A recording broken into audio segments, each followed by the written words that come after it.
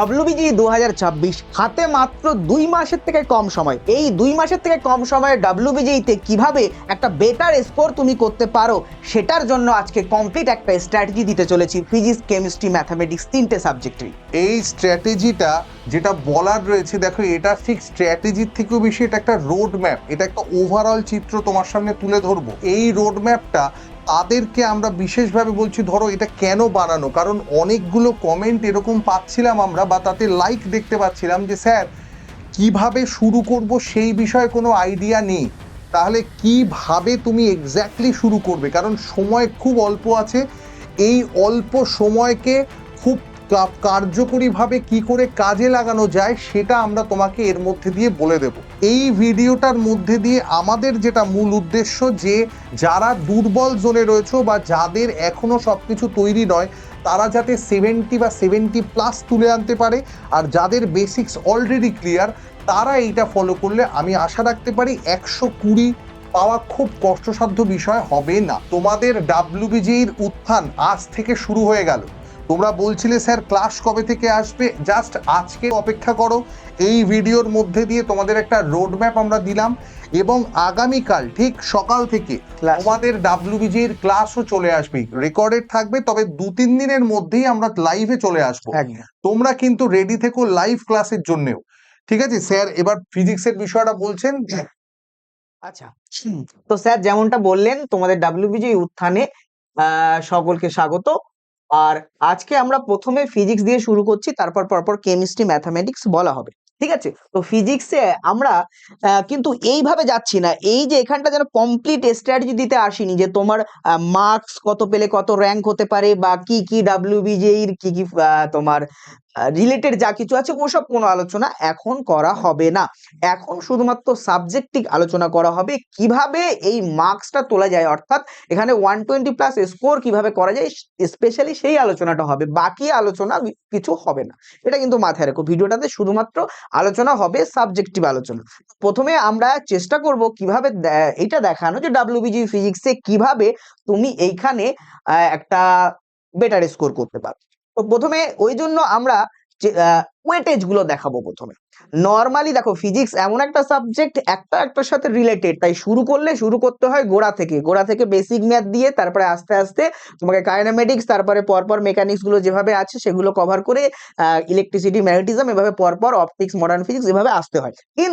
কিন্তু হাতে সময়টা যেহেতু অনেকটাই কম, তো যাদের বেসিকটা ঠিকঠাক ভাবে ক্লিয়ার আছে তারা কিন্তু ওইভাবে না গিয়ে যদি ওয়েটেজ ওয়াইজ যেতে পারো এবং সেটা প্রপারলি সাজিয়ে নিতে পারো যে এইভাবে আমি পড়াশোনাটা করব, তাহলে কিন্তু জিনিসটা তোমাদের অনেকটা হেল্পফুল হবে। তবে একটা জিনিস মাথায় রেখো যে শুধু বেসিক ক্লিয়ার করে কখনোই WBG ক্র্যাক করা যায় না। WBG ক্র্যাক করতে গেলে বেসিক ক্লিয়ারে কোনো কাজ হবে না। কাজ কিভাবে হবে, কতটা কোশ্চেন বা স্পিডে প্র্যাকটিস করে আসতে পারছো বা কতটা কোশ্চেন তুমি সলভ করতে পারছো তাড়াতাড়ি, এটার উপর ডিপেন্ড করবে। তাহলে কোশ্চেন সলভ খুব গুরুত্বপূর্ণ জায়গা। এখন যদি আমি এখানে তোমাকে দেখাই, তাহলে তুমি দেখতে পাচ্ছ mechanics plus lodge of motion. তো অনেক সময় এগুলো চ্যাপ্টার ওয়াইজ পার্ট করে দেওয়া থাকে, যে লজ অফ মোশন থেকে ধরো 4% ওয়েটেজ, তো এই দুটোকে আমরা একসাথে অ্যাড করে দেওয়া হলো যে mechanics plus lodge of motion মিলিয়ে 10% ওয়েটেজ।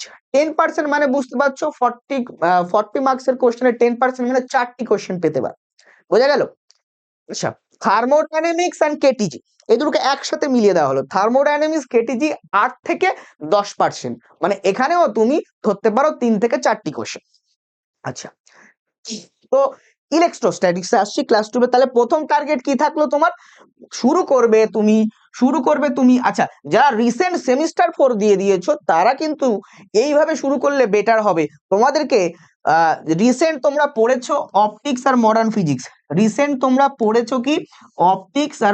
ফিজিক্স, তাই সময়টাকে বাঁচানোর জন্য তোমরা শুরু করো প্রথমে মডার্ন ফিজিক্স, তারপরে অপটিক্স, এই দুটো চ্যাপ্টার। আর রিভিশন দেওয়ার দরকার নেই, থিওরি রিভিশন যথেষ্ট রেডি আছে তোমরা চেষ্টা করো এই দুটো চ্যাপ্টারের কোশ্চেন প্র্যাকটিস করা। তাহলে এখন অপটিক্স, মডার্ন ফিজিক্স শেষে হবে সবার, তোমরা শুরুতেই এর কোশ্চেন গুলো প্র্যাকটিস করো। এখানে ওয়েটেজটা দেখো তুমি, মডার্ন ফিজিক্সে 8%। আচ্ছা, মডার্ন ফিজিক্সের ছাড়া আরো একটা চ্যাপ্টার আছে তোমরা জানো, solid state semiconductor. An electronic device. তো সেমিকন্ডাক্টর ইলেকট্রনিক ডিভাইস এখানে 5%। তাহলে এই দুটো যদি আমি মেলাই তাহলে হলো 8 5 13%। আর অপটিক্স থাকছে 8 থেকে 9%। তাহলে ওভারঅল দেখো 13 আর ওদিকে 9 হলো 22%। এই 22% কিন্তু তোমার টোটাল সেমিস্টার 4 এর সিলেবাসে ছিল, এবং সেমিস্টার 4 এর সিলেবাস রিসেন্ট তোমার খুব ভালো করে রেডি করা আছে, এবং এই চ্যাপ্টার গুলো খুব একটা কঠিন চ্যাপ্টারও নয়। তো থিওরি যেটা পড়েছো সেটাই এনাফ। তুমি কি করো, এইখান থেকে কোশ্চেন প্র্যাকটিস করো ডব্লিউবিজি লেভেলের, এবং কিছু জেই মেন্স এর কোশ্চেনও প্র্যাকটিস করো, কারণ আমরা তোমাদের রিসেন্ট দেখাবো কিছু ভিডিওর মাধ্যমে যে জেই মেন্স এর কিছু কোশ্চেন সিমিলারিটি পাচ্ছে ডাব্লিউবিজেই তে। তো ডাব্লিউবিজি এর কোশ্চেনও প্র্যাকটিস করবে, তার সাথে জেই মেন্স এর কোশ্চেনও প্র্যাকটিস করতে হবে, ঠিক আছে? তো এই জায়গাটা প্রথম শুরু করবে। তাহলে এই জায়গাটা থিওরিটি তুমি পড়ছো না, থিওরি না পড়ে তুমি কি করছো, কোশ্চেন প্র্যাকটিস করছো। তারপরে তুমি ঢুকবে ক্লাস 11 মেকানিক্সে, ঠিক আছে? তারপরে তুমি ঢুকবে ক্লাস 11 এর মেকানিক্সে। ক্লাস 11 এর মেকানিক্সে তোমার, আচ্ছা, এইগুলোর আগে বেসিক ম্যাথের জায়গাগুলো একটুখানি ক্লিয়ার রাখতে হবে, কোন কোন বেসিক ম্যাথ গুলো দরকার। সেগুলোর জন্য আমি কিন্তু একটা লাইভ সেশন নেব, ঠিক আছে? বা বেসিক ম্যাথের লাইভ নেব, অথবা তোমাদের বলে দিলাম যে বেসিক ম্যাথের এই জায়গাগুলো রেডি আছে কিনা একবার চেক করে নাও, সেগুলো চেক করে নেবে। বেসিক ম্যাথের জায়গাগুলো একবার চেক করে নিয়ে সাথে সাথেই মেকানিক্সে ঢুকে পড়ো। ঠিক আছে? কাইনেমেটিক্স 1D 2D থেকে শুরু করে laws of motion, work energy, power, এগুলো কিন্তু হাই ওয়েটের চ্যাপ্টার গুলো, ঠিক আছে? তারপরে তারপরে তুমি ঢুকে যাবে রোটেশনাল ডায়নামিক্সে, ঠিক আছে? এইভাবে তুমি মেকানিক্সটা রেডি করো, ঠিক আছে? মেকানিক্সটা রেডি করো। মেকানিক্সের হাই ওয়েটের চ্যাপ্টার গুলো হলো নাম্বার 1 লস অফ মোশন, তারপরে ওয়ার্ক এনার্জি, পাওয়ার, তারপরে রোটেশনাল মোশন। এই তিনটে হলো হাই ওয়েটের চ্যাপ্টার। আচ্ছা, মেকানিক্স পার্ট 2 তে, তাহলে এটা গেল মেকানিক্স 1। মেকানিক্স পার্ট 2 তে যখন তুমি যাবে সেখানে তুমি কি কি পাবে? সেখানে পাবে fluid mechanics, thermodynamic, fluid mechanics, SHM, fluid mechanics, SHM and elasticity. তো এই এসএইচএম আর ফ্লুইড মেকানিক্স এটারও অনেক হাই ওয়েটেজ আছে, এটাও মেকানিক্স 2 তে তোমাকে রেডি করতে হবে। তাহলে প্রথম কাজ হলো তুমি মেকানিক্স 1 রেডি করছো, অর্থাৎ তোমার কাইনেমেটিক্স 1D থেকে শুরু করে ওদিকে তুমি চলে যাচ্ছ রোটেশনাল মোশন বা গ্রাভিটেশন পর্যন্ত, ঠিক আছে? এটা তুমি রেডি করছো, ওকে? এবারে দেখো, এইটা যখন তুমি করছো তার সাথে সাথে তুমি এসএইচএম আর ফ্লুইড মেকানিক্স ওইগুলো রেডি করছো, যেটা মেকানিক্স 2 এর মধ্যে পড়ছে। আর তার সাথে 11 এর সিলেবাসে থাকে কেটিজি অ্যান্ড থার্মোডায়নামিক্স, এটাও অনেক হাই ওয়েটেজ ক্যারি করে। তো কেটিজি আর থার্মোডায়নামিক্স এখানে ওভারঅল 8 থেকে 10%, মানে এখানেও তুমি 3 থেকে 4টি কোশ্চেন পেয়ে যেতে পারো। তাহলে এর পরের কাজ হবে তোমার এটাতে ঢোকা। তাহলে স্টেপ বাই স্টেপ মনে আছে তো? প্রথমে সেমিস্টার 4 এর এইগুলো থেকে কোশ্চেন প্র্যাকটিস করো, তারপরে তুমি ক্লাস 11 এর মেকানিক্স 1 এ চলে গেলে, ঠিক আছে? তারপরে মেকানিক্স 2 তে ঢুকবে, তারপরে ঢুকবে কেটিজি থার্মোডায়নামিক্স। এই স্টেপে ফলো করবে, ঠিক আছে? আচ্ছা, এই স্টেপ গুলো ফলো করা হয়ে গেলে ক্লাস 12 এর সেমিস্টার 3 তে যেগুলো তুমি পড়েছিলে, খেয়াল করো, electrostatics, current, electricity, magnetism, EMI, ঠিক আছে? এইগুলোতে আসতে হবে। আচ্ছা, যদি অনেকে এটাও করতে পারো, অপটিক্স যখন পড়ছো, অপটিক্সের একটা পোর্শন আছে ওয়েভ অপটিক্স, তো তার জন্য তুমি অসিলেশন ওয়েভস এই পোর্শন করে নেবে। কারণ মেকানিক্স 2 যেটা বলছিলাম সেখানে অসিলেশন মিন্স এসএইচএম, ওই পার্টটা করতে হচ্ছে। তার সাথে ওয়েভসটা পড়ে নিলে ওয়েভস আর ওয়েভ অপটিক্স কে খুব রিলেট করা যায়, ঠিক আছে? তো এটা ওই টাইমে পড়ে নিতে পারো। তাহলে লাস্ট তুমি এটা পড়বে electrostatic, current, electricity, magnetism, electromagnetic induction. তবে একটা জিনিস মাথায় রাখবে, যদি অনেকে যাদের বেস গুলো ঠিকঠাক ক্লিয়ার আছে তারা এটাও করতে পারো যে এটা সেকেন্ড স্টেপে পড়ে নিলে, অর্থাৎ এইগুলো পড়ার পরে তারপরে স্টেপে এটা পড়তে শুরু করলে, ইলেকট্রোস্ট্যাটিক, কারেন্ট, ইলেকট্রিসিটি, ম্যাগনেটিজম, ঠিক আছে? এগুলো পড়লে দেখো এগুলোর ওয়েটেজটা খেয়াল করো, ইলেকট্রোস্ট্যাটিক 8 থেকে 10%, কারেন্ট ইলেকট্রিসিটি 7 থেকে 8%, ম্যাগনেটিজম ইএমআই 8 থেকে 9%। তাহলে এইগুলো ওভারঅল মিলে কতগুলো কোশ্চেন আসছে দেখো, এখান থেকে ধরলে 3 থেকে 4টি, এখানে 2 থেকে 3টি, এখানে 3টি। তাহলে ওভারঅল এখান থেকে দেখলে তুমি দেখতে হবে 10টার উপরে কোশ্চেন পেয়ে যাবে। তাহলে এই পোর্শনটা কিন্তু খুব গুরুত্বপূর্ণ জায়গা। এবং একটা জিনিস মাথায় রাখবে,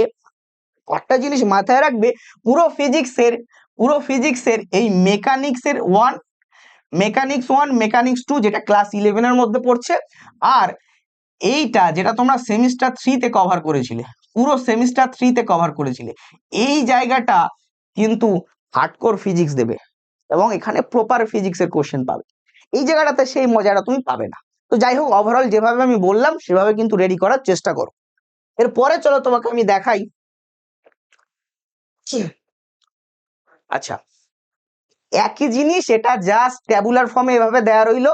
এই যে তোমার দেখো mechanics and laws of motion 10%, thermodynamics 10%, thermodynamics and KTG 10%, electrostatics, current, electricity, magnetism, EMI এটা, অসিলেশন ওয়েভ এটা, optics, modern physics, solid state and gravitation, এবং পরপর পার্সেন্টেজ রয়েছে। তো ওখানে আমি বলে দিলাম, এটা আর দরকার লাগছে না। নেক্সট চলো, এইটা হলো একটা খুব গুরুত্বপূর্ণ জায়গা, যে 2026 ডাব্লিউবিজেইতে এক্সেপ্টেড কোশ্চেন কেমন হতে পারে চ্যাপ্টার ওয়াইজ। ঠিক আছে, এটা রিসেন্ট যে প্রিভিয়াস ইয়ার কোশ্চেন গুলো আছে সেই ট্রেন্ড ফলো করে অ্যানালিসিস করে বের করা, যে এই চ্যাপ্টার গুলো থেকে এতগুলো এক্সপেক্টেড কোশ্চেন এই বছরে হতে পারে। তবে এমন নয় যে এগুলোই তোমার একদম প্রপার ডাটা, এরকম বলছি মানে এরকম কোশ্চেন আসবে, অন্যরকম হতেও পারে, তবে এটা একটা বেশি গ্রহণযোগ্য ডাটা।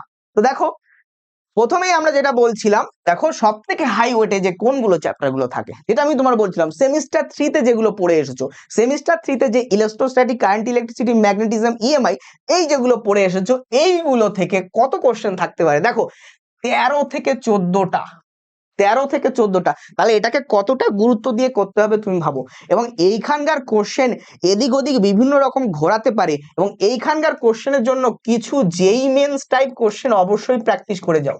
তোমরা রিসেন্ট সেমিস্টার 3তেও দেখেছিলে যে কারেন্ট, ইলেকট্রিসিটি থেকে ডাইরেক্ট যেই মেনের কোশ্চেন তুলে দিয়েছিল। তো ডাব্লিউবিজেইতে তাহলে এই জায়গাগুলোর কোশ্চেন আলাদা করে না বানিয়ে ওরা যেই মেনের সিমিলার টাইপ কোশ্চেন দিয়ে দেওয়ার চেষ্টা করে, তাই যেই মেনের কিছু কোশ্চেন এই জায়গাটা থেকে অবশ্যই কিন্তু প্র্যাকটিস করতে হবে। আচ্ছা, তো এবারে আসি আমি, তারপরে বেশি ওয়েটেজ কোশ্চেন, বেশি কোশ্চেন কোনগুলো থেকে থাকতে পারে? মেকানিক্স 1।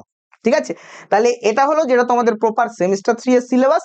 তারপরে আমি চলে আসলাম মেকানিক্স 1। মেকানিক্স 1 মানে এটা শুরু হবে বেসিক ম্যাথ থেকে শুরু করে। বেসিক ম্যাথ মানে তোমার এখানে কোশ্চেনের জায়গা থাকছে শুধুমাত্র ডাইমেনশন অ্যানালাইসিস আর এরর কারেকশন।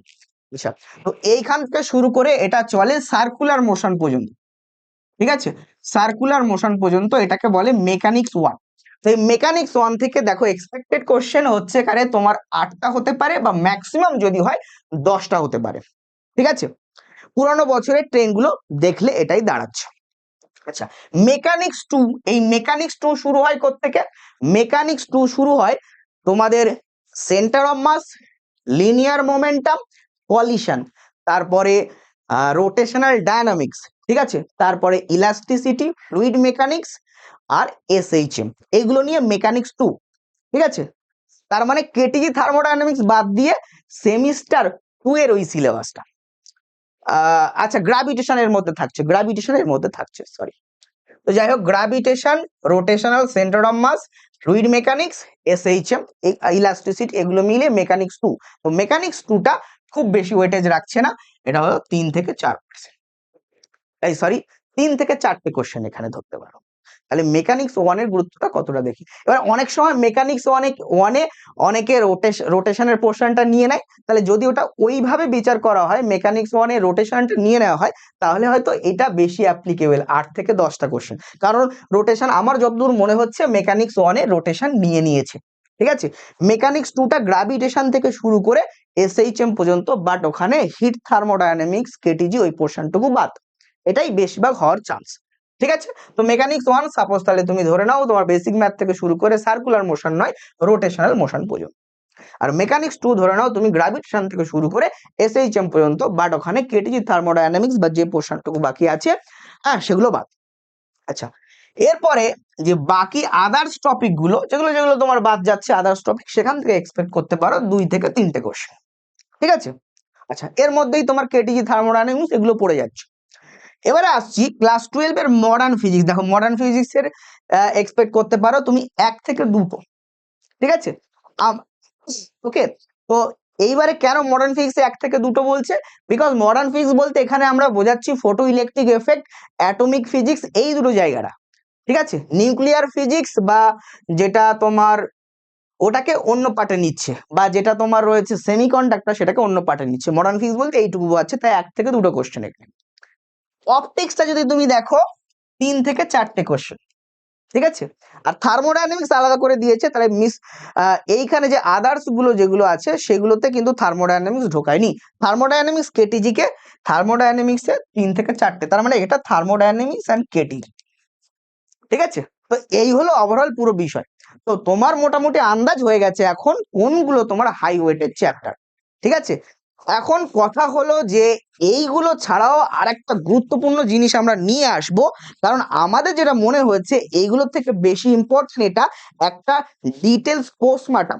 আমরা পোস্টমার্টাম কেন এটাকে বলি, বিকজ অফ এইখানে আমরা পুরো যে 10 বছরের রিসেন্ট ডাব্লিউবিজির কোশ্চেন আছে সেগুলো প্রত্যেকটা ধরে ধরে অ্যানালিসিস করা হবে এবং খুঁজে খুঁজে টপিক গুলো বলা হবে। এখানে তো চ্যাপ্টার বলা আছে হাই ওয়েটেজ, ওখানে আমরা হাই ওয়েটেজ টপিক গুলো বলবো। তাহলে হাই ওয়েটেজ টপিক গুলো যদি তোমার মাথায় থাকে, যখন প্রত্যেকটা চ্যাপ্টার তুমি পড়বে এবং তার কোশ্চেন প্র্যাকটিস করবে, অবশ্যই ওই হাই ওয়েটেজ টপিক গুলো থেকে বেশি বেশি কোশ্চেন প্র্যাকটিস করবে। তো এই ভিডিও খুব শীঘ্রই তোমাদের চলে আসবে এবং খুব শীঘ্রই তোমাদের মানে ধরতে পারো কাল থেকেই তোমাদের ডাব্লিউবিজির ক্লাসও চলে আসবে। ঠিক আছে, আর মক টেস্টের যাবতীয় যা আপডেট তোমাদের শর্টসে দিয়ে দেওয়া হবে, শর্টসের মাধ্যমে বা কমিউনিটি পোস্টের মাধ্যমে দিয়ে দেওয়া হবে, কোন উইকলি মক টেস্ট গুলো হবে, কোন সপ্তাহে কোন সিলেবাসের মক টেস্ট হবে সেগুলো দিয়ে দেওয়া হবে। এবারে অরুণব স্যারকে ডেকে নেবো পরের কেমিস্ট্রি পোর্শনটুকু বলে দেওয়ার জন্য।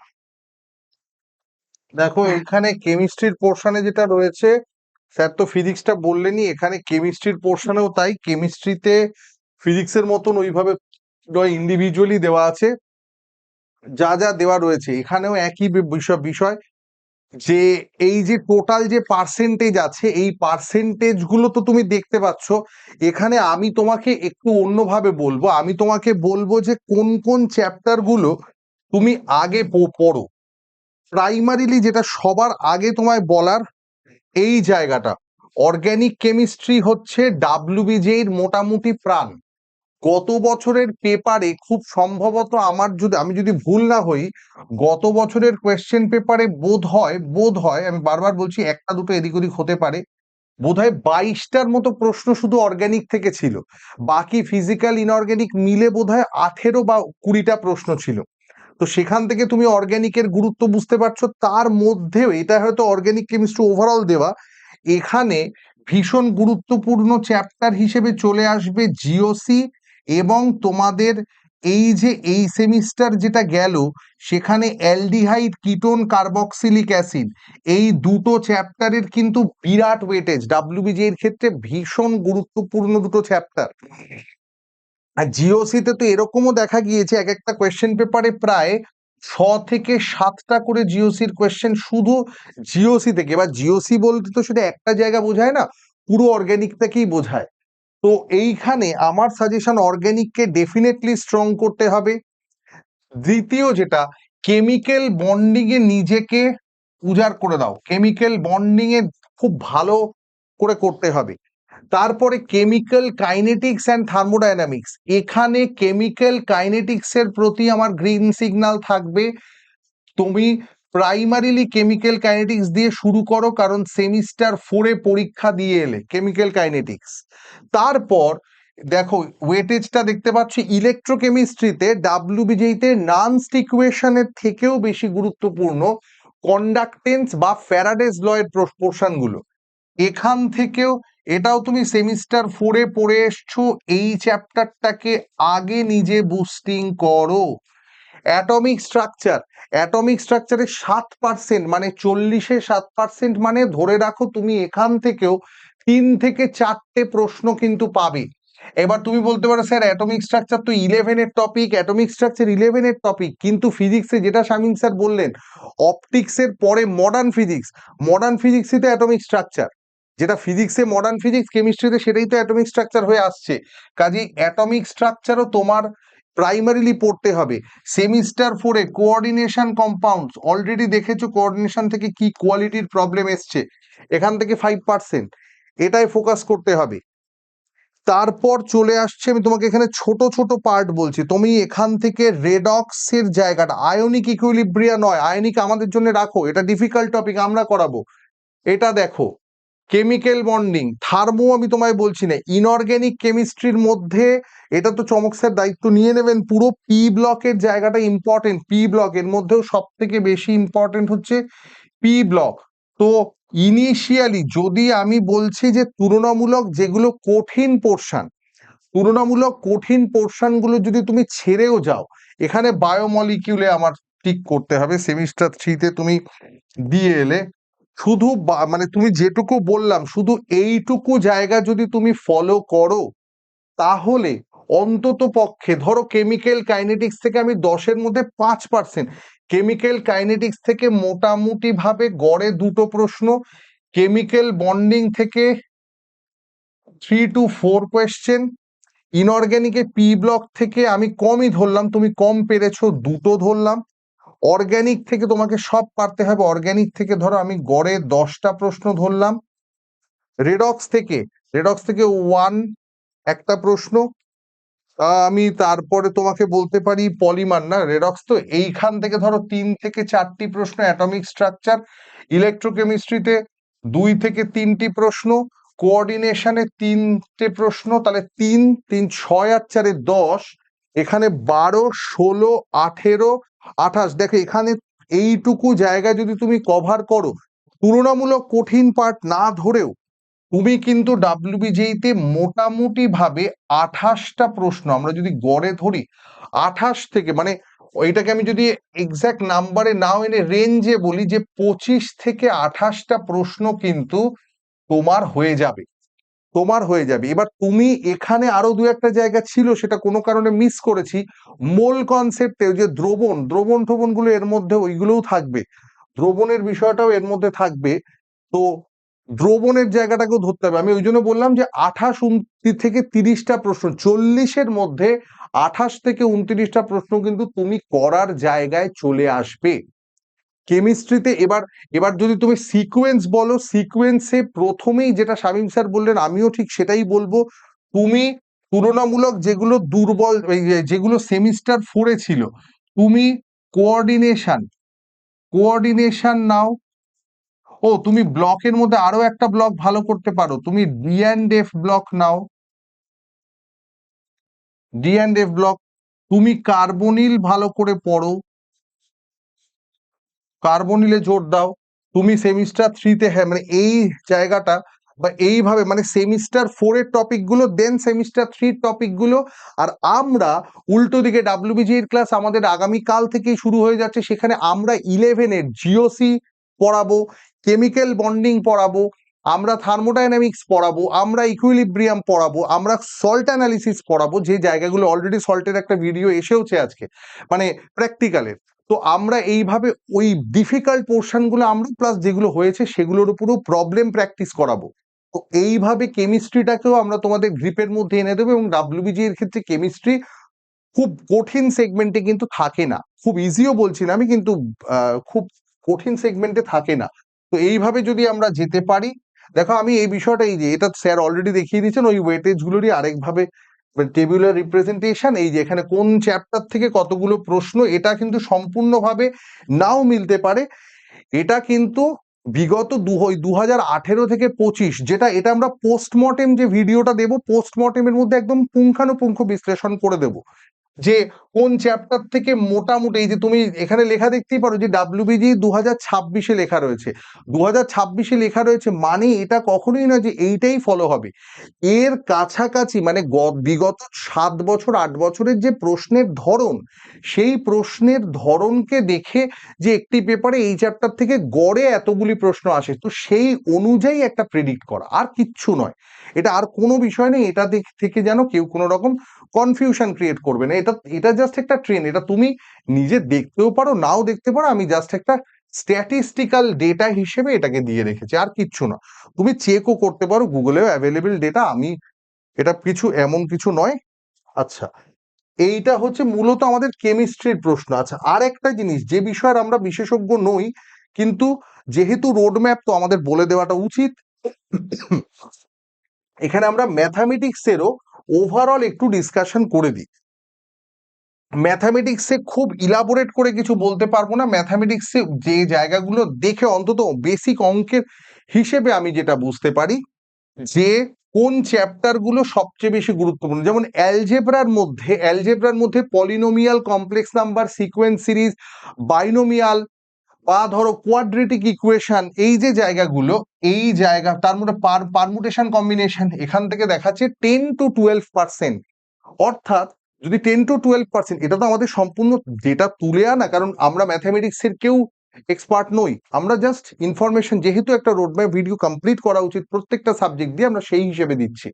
তো 10 থেকে 12% যদি টোটাল অ্যালজেব্রা সেগমেন্ট থেকে থাকে, তার মানে আমাদের বুঝতে হবে কতগুলি প্রশ্ন, 75টা প্রশ্ন ডাব্লিউবিজিতে তুমি অঙ্কে পাচ্ছ, তার মানে ডেফিনেটলি 7 থেকে 8টা প্রশ্ন তো এখান থেকে হবে। ক্যালকুলাস, এটা তো সব জায়গায় শুনতে পাই, বহুল চর্চিত একটি পোর্শন ক্যালকুলাস, 16 থেকে 18%। তার মানে বুঝতেই পারছো যে সব থেকে ইম্পর্টেন্ট ডাব্লিউবিজি ম্যাথামেটিক্সে মোস্ট ইম্পর্টেন্ট, সব থেকে বেশি ইম্পর্টেন্ট পার্ট হচ্ছে ম্যাথামেটিক্সের ক্যালকুলাস। এমনিতেই ম্যাথামেটিক্স সবচেয়ে ইম্পর্টেন্ট পার্ট, তার মধ্যেও ক্যালকুলাস।